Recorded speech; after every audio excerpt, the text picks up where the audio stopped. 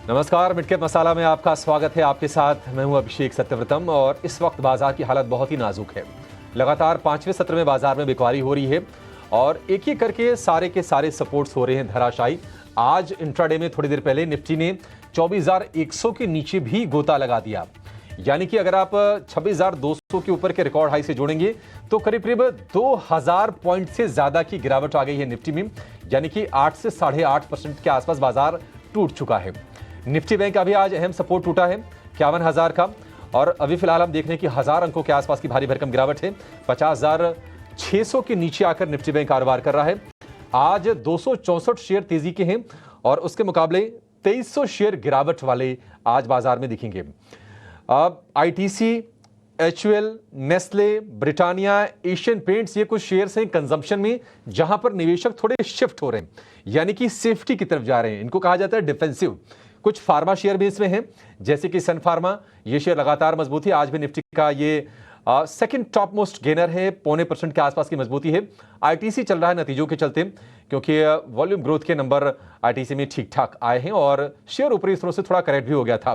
लेकिन आज के जो मेजर एक्सीडेंट्स हैं, आप देखिए, इंडसइंड बैंक 20% टूट गया। नतीजे हर पैरामीटर पर कमजोर।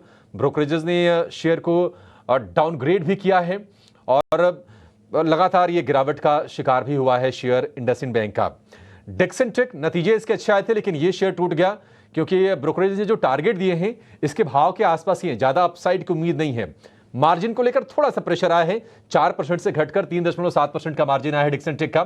बाकी आय के मुनाफे के बहुत ही सॉलिड नंबर्स, लेकिन चिंता यही कि बाजार का जो मूड है, निवेशक किसी को अगर फायदा हो रहा है सोच रहे हैं कि नहीं प्रॉफिट ले लेना, कैश पर बैठना, ये ठीक है। और बाजार का सेंटिमेंट बहुत ही वीक नजर आ रहा है।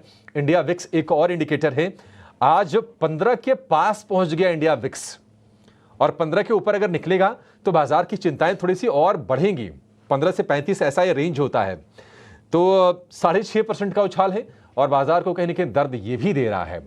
सवाल यह है कि आपकी रणनीति क्या होनी चाहिए। क्या मिड कैप से स्मॉल कैप से निकल जाना, किसी लार्ज कैप में स्विच कर लेना, ये रणनीति सही रहेगी, या फिर लोअर लेवल्स पर कहीं आपके लिए अट्रैक्टिव बाइंग के मौके बन रहे हैं? ये सब कुछ जानेंगे, ट्रेड समझेंगे।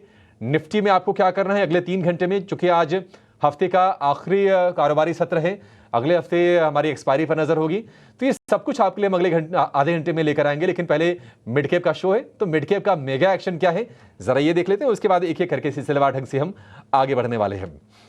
तो नतीजों का ही एक्शन है, जहां पर नतीजे आ रहे हैं अच्छे उनको बाजार रिवॉर्ड कर रहा है, जहां पर नतीजे कमजोर आ रहे हैं बाजार उनको दे रहा है सजा, पनिशमेंट मिल रही है। पीएनबी हाउसिंग अच्छे नतीजों से शेयर में मजबूती आज हम देख रहे हैं, करीब 4% ये शेयर चढ़ा हुआ है। ग्लेनमार्क लाइफ कमजोर नतीजे इसके आए थे, शेयर में गिरावट हो रही है, और डीसीबी बैंक के अच्छे नतीजे आए थे, इसमें भी हम देख रहे हैं कि 3 से 4% के आसपास की तेजी है। तो ये कुछ वो शेयर हैं जहां पर आज हम मेगा एक्शन देख रहे हैं। आगे इनकी हम चर्चा भी करेंगे, लेकिन सबसे पहले बात उस चीज की करेंगे जो आप जानना चाहते होंगे। क्या 24,000 का लेवल निफ्टी पर बचेगा या फिर निफ्टी उसके और नीचे जाएगा, और क्या इस लेवल पर खरीदना है या फिर बिल्कुल स्ट्रिक्टली अवॉइड करना है? अपने एक्सपर्ट को जोड़ते हैं। रेलीगेयर ब्रोकिंग के अजीत मिश्रा हमारे साथ जुड़ गए हैं इस खास चर्चा में। और अजीत, आपका बहुत शुक्रिया समय देने के लिए, स्वागत है टी9 स्वदेश पर। आपसे चर्चा की शुरुआत करेंगे सीधे के सीधे निफ्टी के 3 घंटे के ट्रेड से।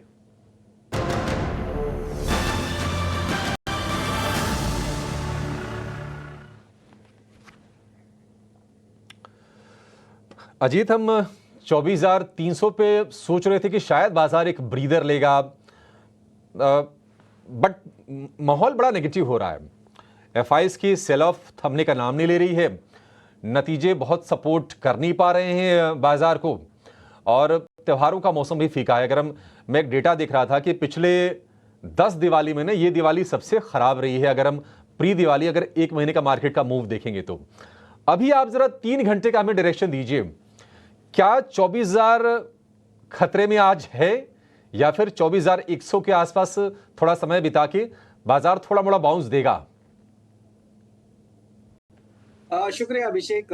बिल्कुल अभिषेक, देखिए इस तरीके का गिरावट, वो यू नो जिस तरीके से सिचुएशन ऐसी पैन आउट हुई है कि अभी तक इस तरह की गिरावट देखी नहीं थी। करीब 8% का रिट्रेसमेंट हमने रिकॉर्ड हाई से देख लिया है। अभी तक पिछले 4-5 सालों में जिन्होंने भी मार्केट में एंट्री की है उन्होंने 2-3% ज़्यादा से ज़्यादा 3.5%, 4% की गिरावट देखी। तो ऑलमोस्ट डबल की गिरावट, और खास तौर से स्टॉक्स में जिस तरीके से प्रेशर आया, वो एक थोड़ा-सा सरप्राइज़ एलिमेंट है बहुत सारे लोगों के लिए। बट अभी जिस तरीके से हम देख रहे हैं ट्रेड होते हुए, क्योंकि पिछले 2 दिनों में हमने देखा था अभिषेक कि एक बहुत टाइट रेंज में मार्केट ने ट्रेड किया था, और आज उसका कंटिन्यूएशन देख रहे हैं हम कि मार्केट में दोबारा से प्रेशर। तो इसमें कोई दो राय नहीं है कि बेयर्स कंप्लीटली कंट्रोल में है इसमें, और 24,000 डेफिनिटली एक इम्पोर्टेंट एरिया ज़रूर है। अगर इसके नीचे आप स्लिप हुए तो 23,600 23,450 तक के ज़ोन खुल जाएँगे, जो कि आपकी long term 200 days of exponential moving average है। तो यहाँ पे देखिए, अभी मैं ये कहूँगा कि मार्केट के ट्रेंड के अगेंस्ट प्ले करने का कोई लॉजिक नहीं है। बहादुरी दिखाने का कोई इसमें वो नहीं मिलेगा आपको इसका इनाम। अ, जो आपके पास लॉन्ग पोजीशन है और फ्राइडे का दिन है, हेज करके जाइए इस पोजीशन को। मेरे हिसाब से ना ही केवल नेक्स्ट 3 घंटे के लिए, बल्कि इस नेक्स्ट वीक के लिए, मंडे के लिए 24,000 की जो पुट करीब 110-111 के पास ट्रेड कर रही है, इसको आप कैरी करिए depending upon your position size, अगर खास तौर से आपके पास डेरिवेटिव्स में पोजीशन है तो। तो इसको थ्रू हेज करना ज़रूरी मेरे हिसाब से है, कंसिडरिंग कि 2 दिन में और क्या चीज़ें डेवलपमेंट होंगी। अभी तक यूएस मार्केट कुछ खास गिरा नहीं है। उनके पॉजिटिव तो लिए नहीं, शायद उनके नेगेटिव ना ले लें। तो वो चीज़ फैक्टर थोड़ा-सा मुझे लगता है। तो एक हेजिंग के हिसाब से 24,000 की पुट, ये आपको डेफिनिटली होनी चाहिए। बैंकिंग की तरफ से भी इंडिकेशन अच्छे नहीं है अभिषेक। 51,000 को हम डिफेंड कर रहे थे पिछले 2 दिनों से, उसको आज बुरी तरीके से धराशायी कर दिया आपने। तो 50,500 अगर वो ब्रेक हुआ तो फिर आप मान के चलिए कि प्रेशर और एक्सटेंड होगा। तो कहीं न कहीं डराने वाली बात नहीं है, बट येस 8% आप ऑलरेडी करेक्ट हो चुके हैं, 2-3% की अभी और पॉसिबिलिटी है।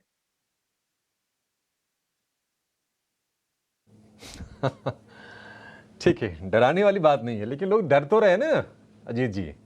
लोग डर रहे हैं, और आपने जो ये कह दिया कि नहीं, अब ये जो 200 ईएमए वाला है, जिसको हम इन्वेस्टर एवरेज कहते हैं, वो भी अब कितना दूर रह गया यहाँ से? थोड़ा दूर है, लेकिन जिस हिसाब से बाजार गिर रहा है, बहुत ज़्यादा दूर नहीं लग रहा मुझे वो भी।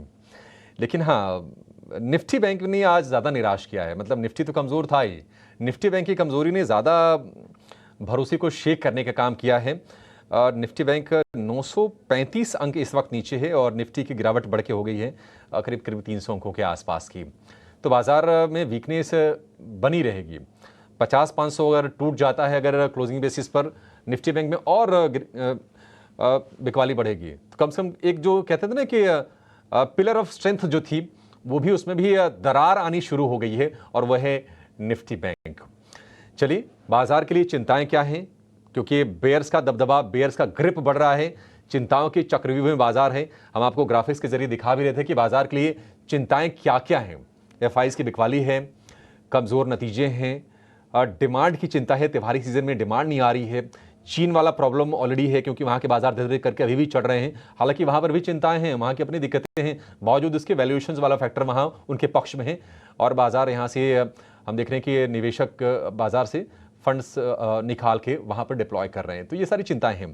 लेकिन कई बार क्या होता है ना कि आपदा में अवसर बनते हैं, और ऐसा थोड़ी कि बाजार हमारा खत्म होने जा रहा है, हमारी इकोनॉमी में कुछ ऐसी दिक्कत आ गई है, ऐसा कुछ भी नहीं हुआ है। वैल्यूएशन का थोड़ा फ्रॉड हो गया था, ये हुआ था, और नतीजे अभी अर्निंग सीजन जितनी उम्मीद थी उसके हिसाब से नतीजे नहीं आ रहे। बस ये टेंशन अभी फिलहाल के लिए बाजार में है। लेकिन अजीत, अगर किसी को ट्रेड के लिए आज मौके खोजने हैं, शॉर्ट वाले ही सौदे हैं, या फिर कोई बाय आप खोज के लाए हैं? बिल्कुल देखिए अभिषेक, जिसे कहते हैं ना कि एक कोई लास्ट में आदमी एक खड़ा रहता है पूरे उसमें, तो वो अब आईटी बचा है, जहाँ पे कि इसने सारा दारोमदार आईटी पे है कि थोड़ा बहुत जो पेस ऑफ डिक्लाइन है उसको थोड़ा सा कम कर दे। तो वहाँ पे भी आपको थोड़ा सेलेक्टिव होने की जरूरत है, बिकॉज थोड़ा बहुत प्रॉफिट टेकिंग जैसे होता है कि आपको लॉस को, पोजीशन को होल्ड करने के लिए आप अपने प्रॉफिट को काट देते हैं। तो कुछ ऐसी सिचुएशन शायद आपको आईटी में भी शायद देखने को मिल जाए आने वाले टाइम में। बट एज ऑफ नाउ मुझे लगता है कि मिड कैप आईटी में एम्फोसिस एक ऐसा नाम है जहाँ पे पोटेंशियल दिखता है कि 3180 तक के लेवल्स आपको देखने को मिल सकते हैं यहाँ पे। तो यहाँ पे लॉन्ग की रिकमेंडेशन होगी, एक काफी स्ट्रॉन्ग पिवट फॉर्म हुआ है और उसका एक ब्रेकआउट की इंडिकेशन काफी स्ट्रॉन्ग है। तो मार्केट में थोड़ी भी स्टेबिलिटी आती है तो इसमें अटेम्प्ट हो सकता है। 3010 का एक स्टॉप लॉस छोटा सा रखना है आपको और उसको लॉन्ग करने के लिए जाना है। बट साथ ही साथ क्योंकि मार्केट का टोन नेगेटिव है तो ऑब्वियसली शॉर्ट में आपको कुछ ना कुछ होना चाहिए। आयशर मोटर में एक फ्रेश ब्रेकडाउन दिख रहा है हमको और एंटिसिपेटेड है कि यहाँ पे आपको लॉन्ग टर्म एवरेजेस रीटेस्ट होते हुए शायद नजर आ जाएं 4350 तक। तो यहाँ पे शॉर्टिंग की रिकमेंडेशन होगी 4650 के स्टॉप लॉस के साथ। ठीक है, आयशर में बिकवाली की सलाह है। 4350 का टारगेट होगा इसके लिए। 4650 पर आपको स्टॉप लॉस लगा के चलना है। और आयशर के अगर आप शेयर को देखेंगे ना, तो पिछले महीने भर में तमाम बड़ी छोटी कंपनियां, two wheeler, four wheeler, tractor 15-20% तक टूटे हैं। आयशर की गिरावट रही है सिर्फ 3 या 4% की। तो अगर शॉर्ट करना हो तो फिर यह आपके लिए एक बेहतर कैंडिडेट बनता है। आज 2% के आसपास की गिरावट है आयशर मोटर्स के शेयर में। और एम्फेसिस हमने परसों देखा था कि एम्फेसिस भी चल रहा था, कोफोर्ज के साथ साथ और परसिस्टेंट के साथ ये भी शेयर चल रहा था, थोड़ा कम चल रहा था, लेकिन इसमें स्ट्रेंथ दिख रही थी। इसमें खरीदारी करने की सलाह है। लेकिन ये ध्यान रखिएगा, अब आपको जो भी स्टॉप लॉसेस बताए जाए ना, उसका बहुत ही आपको स्ट्रिक्टली पालन करना है। ऐसा नहीं कि उसको भूल जाइए। जब बाजार कमजोर हो, सेंटिमेंट डामाडोल हो, स्टॉप लॉसेस आप पकड़ के रखिए। थोड़ा मोड़ा नुकसान हो भूल जाइए, लेकिन कैपिटल अप्रिशिएशन ज़्यादा, कैपिटल की सेफ्टी पर फोकस होना ज़्यादा ज़रूरी है फिलहाल अभी के बाजार में। तो एम्फेसिस आपके लिए खरीदारी की सलाह है। कुछ और शेयर हैं जो आज फ्री फॉल का शिकार हो रहे हैं। IndusInd bank, Dixon tech, small finance bank, इन पर भी अजीत से व्यू लेंगे। लेकिन ज़रा ये समझ लेते हैं कि स्पेशली मिड कैप्स में खबरें कौन सी आई हैं, उन खबरों पर शेयरों का रिएक्शन क्या है, और इसके अलावा कौन से गेनर्स और लूजर्स हैं आज के सत्र में, ये बताने के लिए हमारे सहयोगी रविंदर हमारे साथ जुड़ गए हैं। रविंदर, बताइए कहाँ पर एक्शन है बाजार में? जी, तो सबसे पहले शुरुआत करते हैं गोदरेज प्रॉपर्टीज़ पे। तो यहाँ पे गोदरेज प्रॉपर्टी जो है एक हाईएस्ट बीडर इमर्ज होके आ रहा है लग्जरी प्रोजेक्ट के लिए गुरुग्राम में। और जो रेवेन्यू पोटेंशियल है इस प्रोजेक्ट का वो 5500 करोड़ का है। इसी के साथ साथ गोदरेज प्रॉपर्टी का ये FY25 में 11 प्रोजेक्ट है। और जो कंपनी का बुकिंग वैल्यू है वो 22,950 पर आ जाता है।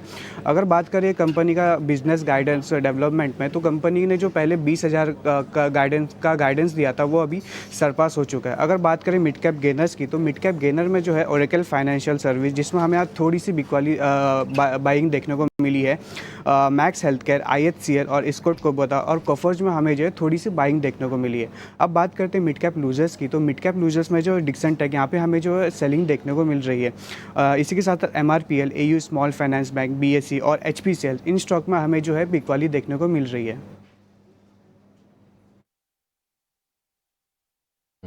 ठीक है, शुक्रिया रविंदर। तो जहां पर आप गिरने वाले शेयर देख रहे हैं ना, बहुत तेजी से गिर रहे हैं। चढ़ने वाले जो शेयर हैं उसमें बढ़त उतनी ज़्यादा नहीं है, कहीं ना कहीं कन्विक्शन का अभाव है। और उदाहरण के तौर पर आप देखिए एस्कॉर्ट्स कोबोटा, कल ये शेयर टूटा था जो इन्होंने डील की थी अपने रेलवे डिवीज़न के लिए सोना कॉमस्टार के साथ। तो शेयर टूटा 6%, रिकवर कितना हो रहा है? 1%। ये दिक्कत है। कोफोर्ज हालांकि चला हुआ शेयर है। मैक्स हेल्थ केयर में हम प्रेशर देख रहे थे, आज उस प्रेशर से उभरने की कोशिश कर रहा है शेयर ये। और ओरेकल फाइनेंशियल में भी हमने दबाव देखा था, आज वहां पर भी 3% के आसपास की बाइंग हो रही है। लेकिन Dixon Tech, MRPL, AU small finance bank, in fact BSE के शेयर में भी आज एक क्रैक आया है। और ये जो शेयर है आपको बता देते हैं भाव, इस वक्त ट्रेड कर रहा है ये 4,100 रुपये के भी नीचे, 5-5.5% के आसपास की गिरावट है। अजीत, ये जो फ्री फॉल वाले शेयर होते हैं ना, इसमें क्या सपोर्ट आपसे पूछें? मतलब पूछने का मन नहीं करता है, लेकिन फिर भी पूछना पड़ेगा आपसे। डिक्सन टेक, इंडसइंड बैंक, कहीं कोई सपोर्ट आपको नजर आ रहा है? देखिए अभिषेक, बिल्कुल। तो डिक्सन में ना एक काफी कंसिस्टेंट मूव रहा है, तो इसको तो मैं कहूंगा जस्ट केवल एक phase of profit taking. But यहाँ जिसने 15,500 के पास बाय किया वो उसका पेन एक अलग है। और मुझे लगता है कि इतनी तेजी के बाद ये बताना बहुत मुश्किल होता है कि ये कब टॉप आउट होंगे। तो बेसिकली आप क्या करना होता है, जब भी आप इस तरीके के मोमेंटम को राइज प्ले कर रहे होते हैं, तो शॉर्ट टर्म एवरेजेस के पास 20 EMA के पास अपने स्टॉप लॉसेस को प्लेस करके रखिए, specially in market like this, जहां पे कि मार्केट ओवरऑल करेक्ट कर रही है, आपका स्टॉक होल्ड कर रहा है। तो डिक्सन में ये था। अब मुझे लगता है कि इसके लिए 100 EMA का सपोर्ट करीब 12,580 के पास वो प्लेस्ड है, जो कि करीब यहाँ 700-800 पॉइंट नीचे है। तो इंट्राडे में अगर किसी को निकलने की अपॉर्चुनिटी मिलती है, जैसे मार्केट में अगर बाउंस आता है और यहाँ पे स्टॉक में कुछ कवरिंग आती है 14,000 से 14,200 के बीच के रेंज में, तो मेरे हिसाब से एक बार को लिक्विडेट करना चाहिए पोजीशन को। कंसिडरिंग अगर आपको ठीक ठाक प्रॉफिट हो रहे हैं और लॉसेस भी हैं, तब भी मैं ये कहूंगा कंसिडरिंग कि अभी तक स्टॉक में करेक्शन आया नहीं है, तो प्रॉफिट टेकिंग अगर आएगी तो इट कुड बी शार्प। वहीं पे इंडसइंड बैंक तो देखिए बहुत टाइम से अंडर परफॉर्म कर रहा था और इस फ्रेश ब्रेकडाउन ने तो कम्प्लीटली डिरेल कर दिया है, जो भी एक रिकवरी इसमें काफी टाइम से हम देख रहे थे। तो अब इसमें सहारा है एक 970 से लेकर 1000 के जोन का। 970 के नीचे अगर अभिषेक आप ये क्लोज कर जाते हैं तो फिर आप 780 800 तक के लेवल्स पे खुल जाएंगे। तो जिनके पास भी पोजीशन है लॉन्ग फंसी हुई है, रिजल्ट से पहले ले लिया था, तो डेफिनेटली 970 का एक स्टॉप लॉस जरूर मेंटेन करें। रिकवरी बहुत ग्रेजुअल होगी क्योंकि बहुत बड़ा गैप भी है, तो मान के चलिए कि उसमें आपको टाइम लगेगा। तो टाइम अगर है तो डेफिनेटली बने रह सकते हैं 970 के स्टॉप लॉस के साथ। ठीक है, 970 के स्टॉप लॉस, उसके नीचे गया तो 700 तक के भी लेवल ये छू सकता है शेयर। शार्प फॉल नतीजों के चलते, और नतीजों के चलते हमने देखा कि अब प्रोविजनिंग वो बढ़ी है 85-86% के आसपास। प्रोविजनिंग का बढ़ना यानी कि कहने की एक खतरे का संकेत कि जो रिस्क वाले अकाउंट होते हैं ना, उनके लिए कंपनियां पैसे असाइड करके रखती हैं, उसको कहा जाता है प्रोविजनिंग, और वो बढ़ी है 19% का गिरावट भारी भरकम थे। बाजार में गिरावट है, 280 अंकों की कमजोरी है निफ्टी में, 24,100 के नीचे गोता लगा के हम देख रहे हैं कि थोड़ा संभलने की कोशिश कर रहा है निफ्टी बैंक में, 970 अंकों की गिरावट। लेकिन सेंटिमेंट बहुत ही वीक, चौतरफा खराब माहौल है, mid cap, small cap, large cap सब टूट रहे हैं। 85% शेयर आज गिरावट का शिकार हो रहे हैं। एनएससी पर सिर्फ 280 शेयर हैं तेजी वाले, और गिरावट वाले शेयरों की संख्या है 2288। अगर हम निफ्टी बैंक की बात करें तो आज सिर्फ 2 शेयर मजबूत हैं, और वो हैं एक्सिस बैंक की और कोटक बैंक की। एक्सिस बैंक में जो शुरुआती तेजी थी 2.5% की, वो घट के रह गई है सिर्फ आधे % के आसपास की। तो ये आलम है आज बाजार में सेंटिमेंट वीक होने का। लेकिन ऑप्शंस में कहाँ पर मौके बन रहे हैं आपके लिए, ये ज़रा समझते हैं। कोटक सिक्योरिटीज़ के अमोल आठवले हमारे साथ हैं ऑप्शंस के चैंपियन लेकर।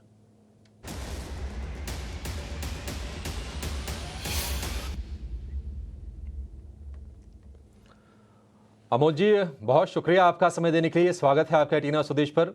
अमोल, क्या मैं एज्यूम करूं कि आप कोई स्टॉक में कोई पुट ऑप्शन लेकर आए हैं बाजार के इस वीकनेस के बीच?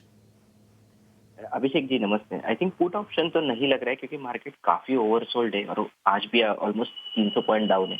इतना नीचे जाके आई थिंक ट्रेड लेना रिस्क टू रिवॉर्ड के हिसाब से ठीक नहीं लग रहा है। बट मैंने जो पिक किया है वो एक टेक महिंद्रा का कॉल ऑप्शन लग रहा है मुझे अच्छा। अक्टूबर सीरीज का ये 1720 स्ट्राइक प्राइस का है। 12 रुपीज के आसपास मैंने पिक किया था। 25 रुपए तक के टारगेट निकल के आ रहे हैं और स्टॉप लॉस है उसका 6 रुपीज का। मैक्स प्रॉफिट उसमें हो सकता है 7800 का और मैक्स लॉस उसमें हो सकता है 3600 का। द रीजन बिहाइंड दैट, एक तो इंडेक्स में ये महीने में टेक महिंद्रा टॉप गेनर है और ये करेक्शन जो भी आ रहा है उसमें आईटी कंट्रीब्यूट नहीं कर रहा है और उसमें भी टेक महिंद्रा के फॉर्मेशन या सेटअप बोल सकते हैं काफी प्रॉमिसिंग है। तो अगर मार्केट में बाउंस बैक आता है तो टेक महिंद्रा में पॉजिटिव एक्टिविटी और बढ़ने के चांसेस फिलहाल तो चार्ट्स पे दिख के आ रहे हैं।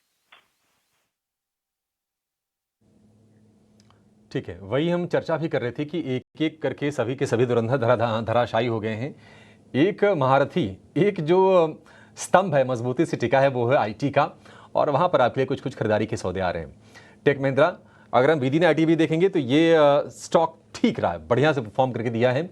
1720 वाली कॉल खरीदने की सलाह है आपके लिए, और 12 रुपये के भाव पर आपको मिल जाएगी। लक्ष्य 25 का, स्टॉप लॉस 6 रुपये का, अधिकतम मुनाफा 7,800, अधिकतम नुकसान 3,600 रुपये का। अमल, बहुत शुक्रिया आपका समय देने के लिए, और ये कमज़ोर माहौल के बीच में एक तेज़ी का सौदा सुझाने के लिए हमारे दर्शकों को और ट्रेडर्स को बहुत शुक्रिया आपका। अजीत, कोई आपको तेज़ी का कोई ट्रेड आपको दिखा? ब्रेक में आपने कुछ खोजा हमारे लिए?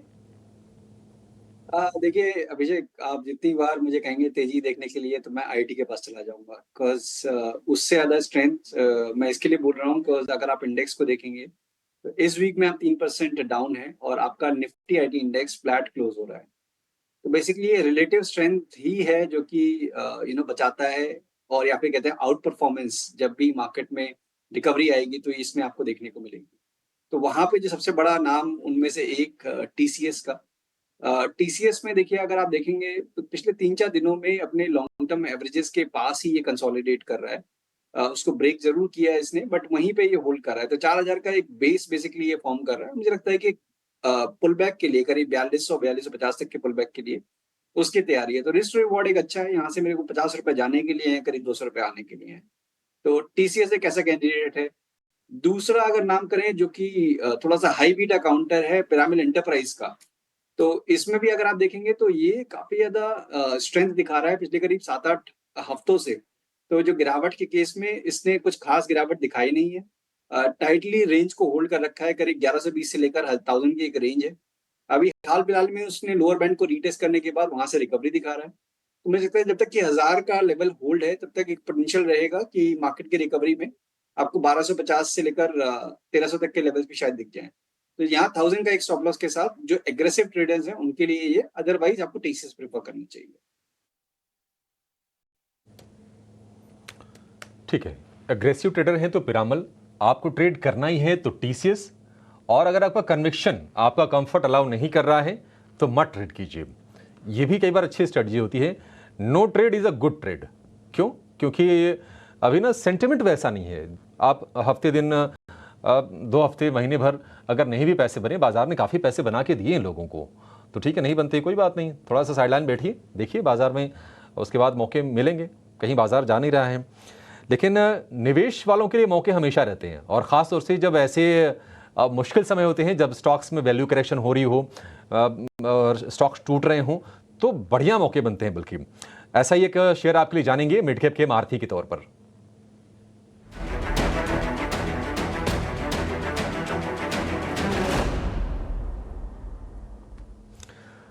तो मिड कैप का मारुति शेयर बताने के लिए हमारे साथ हैं शर्मिला जोशी.com की शर्मिला जोशी, देश की दिग्गज वेटरन फंडामेंटल एनालिस्ट। शर्मिला जी, बहुत शुक्रिया आपका समय देने के लिए। स्वागत है आपके टी9 स्वदेश पर। बताइए मैम, क्या खरीदना है अभी बाजार में? तो जैसे मैं अभी आपकी बात सुन रही थी, आई थिंक सभी का ध्यान आईटी की तरफ जा रहा है, और उसके लिए एक बड़ी वजह ये भी है कि अब फाइनली हम इसे माहौल में आ गए हैं जिसमें हम रेट कट्स की उम्मीद कर सकते हैं, और इससे हमारे जो एक्सपोर्ट फेसिंग मार्केट है उसमें हम काफी सुधार देखेंगे।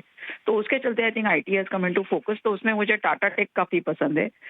मेरी राय में आपको मिड कैप आईटी और खास करके जिसका एक नीश हो, इस तरह की आईटी स्टॉक्स पर ध्यान देना चाहिए। और इसका जो नीश है वो काफी मुझे पसंद है, because it's talking of automobiles, IC two EV transition, smart cars, तो उस तरह की ईवी बैटरीज पर उनका फोकस है। तो इन सब चीज़ों को देखकर मुझे लगता है कि यहाँ पर काफ़ी अच्छी पॉसिबिलिटी है, और लॉन्ग टर्म निवेशक इसको ले सकते हैं विद अ टारगेट ऑफ 1300। ठीक है, 1300 रुपये के टारगेट से आप इसको ले सकते हैं। 1400 रुपये इसका हाई है, वहाँ से ये शेयर हमने देखा कि नीचे आया। साल भर पुरानी ये करीब लिस्टिंग है टाटा टेक की, इसमें आपके लिए मौके बन रहे हैं। वैल्यूएशन वाइज अब ये ठीक लेवल पर है, 1 साल की अवधि आपको रखनी है। शर्मिला मैम, बहुत शुक्रिया आपका समय देने के लिए, और आपको दिवाली की भी ढेर सारी शुभकामनाएं। चलिए, शो को फिलहाल यहीं पर समाप्त करेंगे। बहुत शुक्रिया आपका करेंगे अजीत, आज समय देने के लिए और तमाम स्टॉक्स पर चर्चा करने के लिए। एक छोटे से ब्रेक